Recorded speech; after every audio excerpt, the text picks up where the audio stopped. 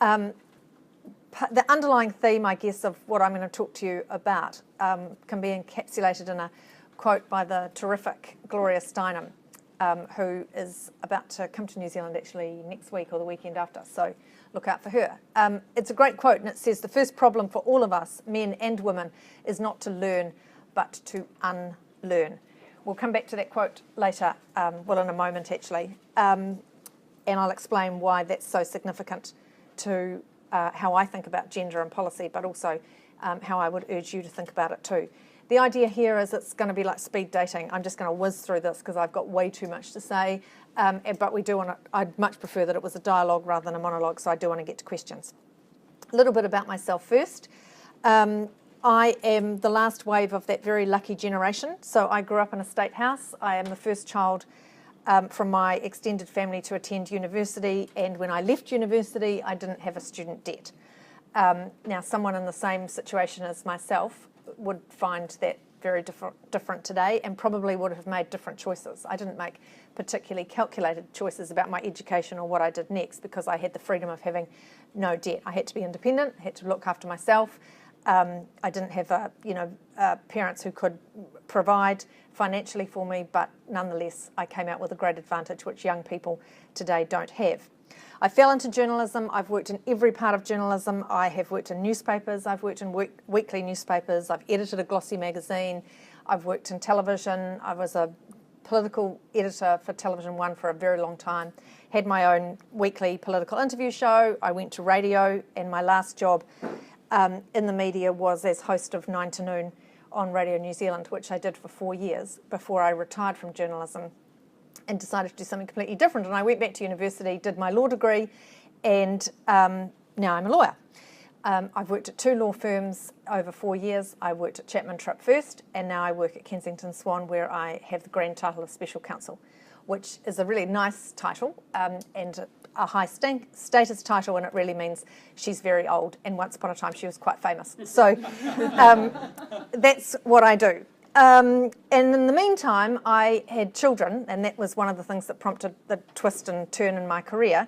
I've got twin boys, and they're now 14. So when I went to university, to start my degree when they started school. Let's talk about gender, because my career has been defined not so much by my ability in many ways, but by my gender. And my suspicion is that a lot of yours will be too, although the great thing about being the age that you are is that you don't really feel the effects of it yet, and I certainly didn't. Women and education, because this is where it all begins. By the way, I'm sorry for the guys in the audience that you're going to have to sit through some of this, because you're going to be thinking, well, that's not me, but you will have wives and girlfriends, and you will have girl children, and you'll be amazed when you're a lot older and you look at your girl children and their lack of opportunity, how important this becomes. But before that, hopefully, you'll be employers and co-workers, and this is important to you then. 61% of all tertiary education qualifications at the moment are gained by women. And if you look at law degrees, which is my area of expertise these days, 63% of all law grads come out of university, they're female. They dominate the A grades too, so they currently are dominating the premier law firms. And what a pity, because it isn't really reflected in pay. So women earn about 12 to 15% less per hour on average than men. What does that mean? That means, well, if Joe earns, this is the average weekly wage for men, if Joe earns $1,058.98 per week, then Jane earns just $879 per week. Now, that is a big difference. Underlying all of this is sort of worker participation, so I should have mentioned this, but 63% of working age women, are actually in some kind of work. Now, that's slightly lower than men. About 74% of working age men are in some kind of work. But still, the majority of women who are of working age are participating in the workplace in some form. A lot of those women work part-time or in casual work increasingly, but they're actually making their way in the working world. But they are punished in this way, in that they just never quite seem to earn as much as men. And of course, those figures disguise the fact that a lot of those Janes are going to be working, as I say, part-time or in casual work, and so they won't be getting the same weekly wage as their male counterparts. And you might be thinking, well, I'm smart, and I mean, you are smart, that's why you're here, and so this won't apply to me. Well, that's wrong too, because the research is that from the day you walk into the workplace, women, even highly educated women, are paid less. So you have a BA, which basically is, as we all know, bugger all these days. After 1 year with a BA, the female grads are earning 6% less than the male grads with the same degree. And after 5 years, the female grads are earning 17% less than the male grads. This is embedded across all Western-style democracies. All of the opportunity for women, however brilliantly women are doing, or young women are doing it in education, however we seem to have cracked that that part of the opportunity equation, it just isn't being translated into pay. That flows right through not just to pay but also to influence. So if you look at law firms, women make up just 26% of partners of the big law firms. That's the owners of the law firms. And if you look at private sector boards, which is where the real decision making is made in business, 14% of board members in New Zealand on the private sector boards are women, just 14%. Interestingly, the Stock Exchange has been running a 25% campaign for about 6 or 7 years now, trying to get that number up to 25%. It hasn't moved a single percentage point in all the time they've been running that campaign. And it's got really high-powered men supporting it, people like Michael Stiassny and Mark Verbies. These names may not mean much to you now, but these are very influential top New Zealand businessmen who have put their weight behind this, but still haven't been able to get the movement. Now, a few years ago, the Facebook CFO, Sheryl Sandberg, wrote a book called Lean In, which was regarded by many as a groundbreaking book because she talked and really exposed the limitations that had been placed on her and the obstacles she had to face in terms of, you know, being a woman in a high-ranking position in American business. And she was asking this question, you know, why are smart, educated women still not getting parity in the workplace?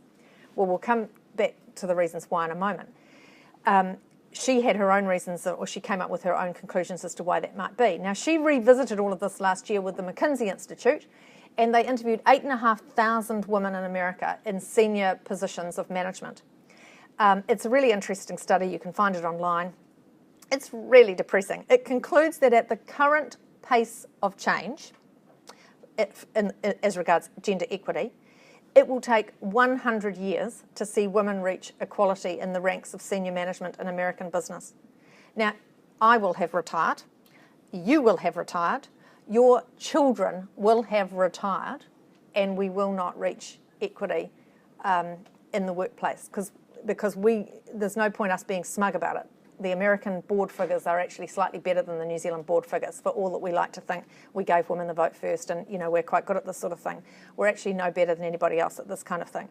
So why is it so hard? Well, there's a couple of reasons. One is systemic inertia. It's really hard to move systems. That'll be one of the things I'm sure that you've been talking about in a way. It's really hard for policymakers to actually get things to change. Often you think you're going to get change with a policy, but the built-in inertia that's in a system actually stops the change in ways you didn't even imagine. That's certainly, I think, what's happened here. There's unconscious bias. This is a phenomenon. We're all guilty of it. Women and men bring it to the table. It's just, and it goes back to this question that I said at the very beginning. The first problem for all of us, men and women, is not to learn, but to unlearn. And the data is really convincing on this. Women behave in the same old way. That's, you know, it's embarrassing. We all do it. I do it. It's shame. You know, I'm sort of ashamed that even being aware of unconscious bias, I should still play to my unconscious bias. But we don't put ourselves forward in meetings. We don't put ourselves up for opportunities. We go into pay rounds and ask for, on average, the data shows about 30% less than men or our fellow male co-workers every time there's an opportunity to put yourself forward for a pay rise. These are just sort of inbuilt. There's something about the way that we're brought up. There's something about our social system. We want to be nice. The data shows that to do well in business, women need to be liked. To do well in business, men need to be respected or admired. They're completely different drivers. and they influence our behaviour in millions and millions of very small and subtle ways. Unconscious bias is very, very difficult to shift. And then there's children, and we'll talk about that again in a moment. But the fact of the matter is that having children changes your life. I had my children later in life. Some of you will do the same thing. I think I was 39 when I had my twins. I honestly thought, because I had had a career that had just kept going and going and going, I was just like a rocket. I honestly thought I'll just stick them in the backpack, it'll be fine. You know, hold up. I've been with my husband for, we met at university. We'd always have a completely equitable relationship. You know, we alternated on who cooked meals. There was no kind of gender power play in our relationship. Again, our children were born. I couldn't believe it. It just happened overnight. I do all the cooking, I do all the shopping, I do all the primary caring. He actually takes out the rubbish. How could this happen? You know, we're really liberal, well-educated, both had very dynamic careers, and yet we just fell into this gender trap, which, you know, sometimes I'd look at myself and think I'm no different to my mother or my grandmother. And my friends who were having children at the same time all found the same thing. We all think we're going to be different. You know, we're going to carve out this new path, but there's something fundamental about this whole family experience, and there's something fundamental about the child bond with the mother that puts you in a place which you never imagined you were going to be. And I think actually instead of trying to ignore that, we need to confront that and come up with new ways of kind of being honest about it and working out how that would fit into any policy setting. One of the things about having children that's interesting in terms of slowing down women and meaning we don't get to sort of equity in the workplace is that the data also shows that women begin to adjust for having children 2 years on average before they actually have children. So at the time they're beginning to first think they might like to have children, or even that they're with a partner who they think they might like to have children with, not that they actually want to have children at this point in time, but the minute they've started that kind of nesting instinct. I mean, this is all primal, right? We think we're above this, but we're not. The minute that sort of nesting instinct kicks in, women start pulling themselves back from opportunities at work. So they don't switch jobs to another more powerful, more dynamic, more demanding job because they think sort of in some kind of subconscious level, oh, but, you know, how will that fit in? Or they don't put themselves up for promotion, or they don't ask for a pay rise because they think, I'll just be nice because, you know, in a year's time I might want to ask for, I might be taking maternity leave or whatever else it is. So all the data shows is a kind of this, so 2 years before you get pregnant, you'll start limiting your own career possibilities. And then as soon as you get pregnant, you really limit your career opportunities, internally as well as externally. So this is a real, Sheryl Sandberg talks about that as leaning back. And one of the things that the data also shows is that when women, educated, highly productive, innovative, exciting women who've had great careers, once they start to lean back, very, very often they don't lean back in, which was why she called her book Lean In. I think that this is a whole question of how we incorporate children and the bringing up of healthy children into our society as a community and as nuclear families and as extended families. This is a problem that we have not been able to solve. It's a puzzle we haven't been able to solve. The most recent information on early childcare in New Zealand, and there's been a big uptake in people putting their children in childcare in New Zealand in recent years, but the most recent data shows that the majority of New Zealand childcare is very low quality. And in the end, as a successful, dynamic, well-educated woman, that's the thing that's going to kill you. Because if you think your child is somewhere that's not actually very suitable, it just actually carves a hole in your heart. And it kind of makes you good for nothing. It's really funny because this is a conversation that women have among themselves all the time and that employers actually subtly have with women all the time. But my husband never got asked about our childcare arrangements. Nobody ever said to Ellen, gosh, what are you doing with the kids while you're at work? But every single job I've ever had, someone will say, and what are you doing with the children? Or clients will say, once I went into the law, and what do you do with your children? They would never ask that of a man.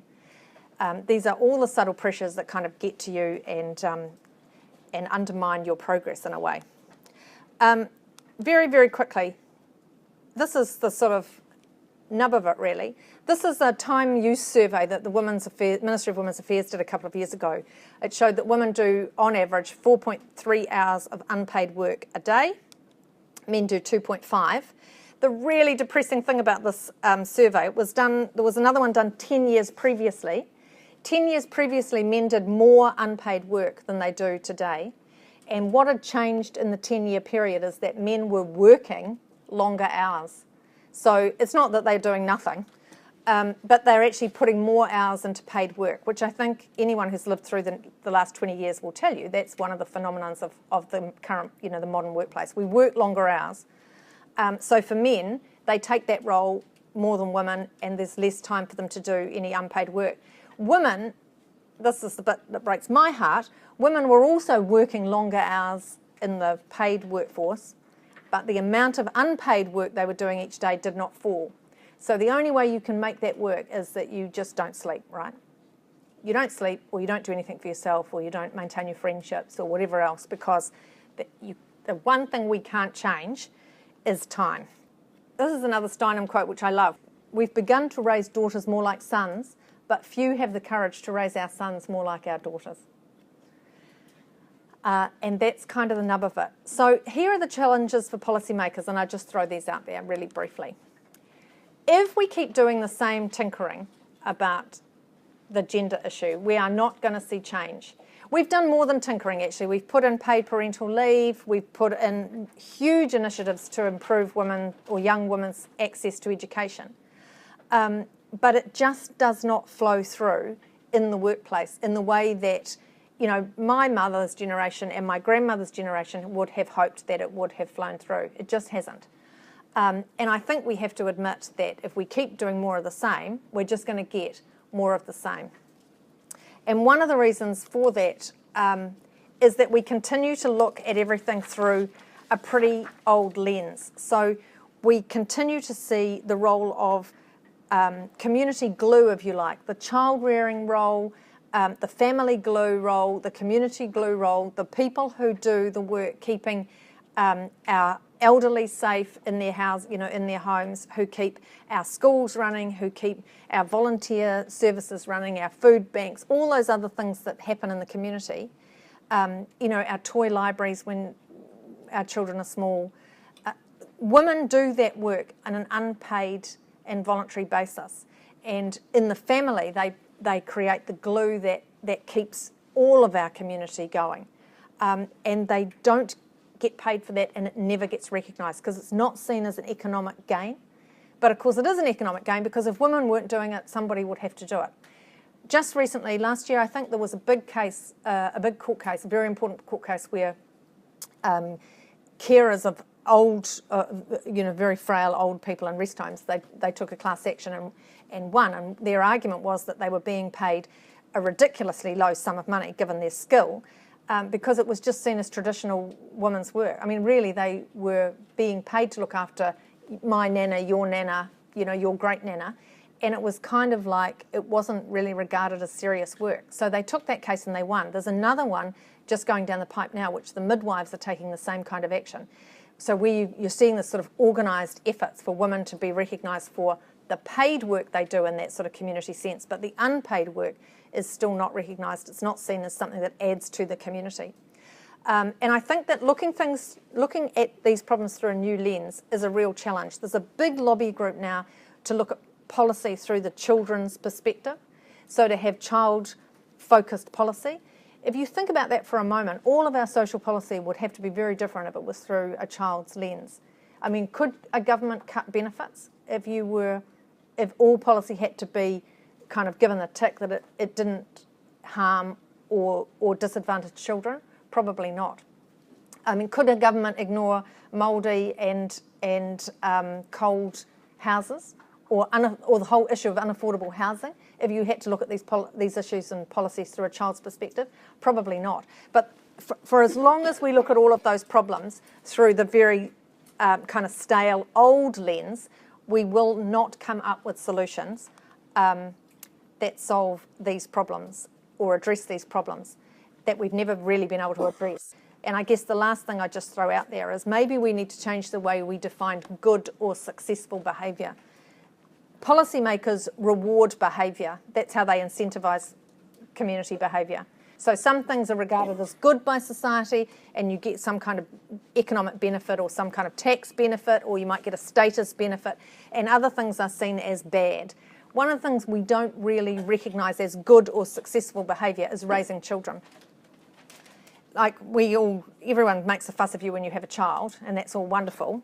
And I think one of you does have a child, so you'll have experienced that. You get this sort of rush of attention when you first have a child, but pretty much after that, it's down to you. And actually there's a whole societal benefit, not only in creating taxpayers, but in creating the communities that build around children. And until we recognise all of those wider benefits, we're going to find it very, very difficult to solve the gender issue.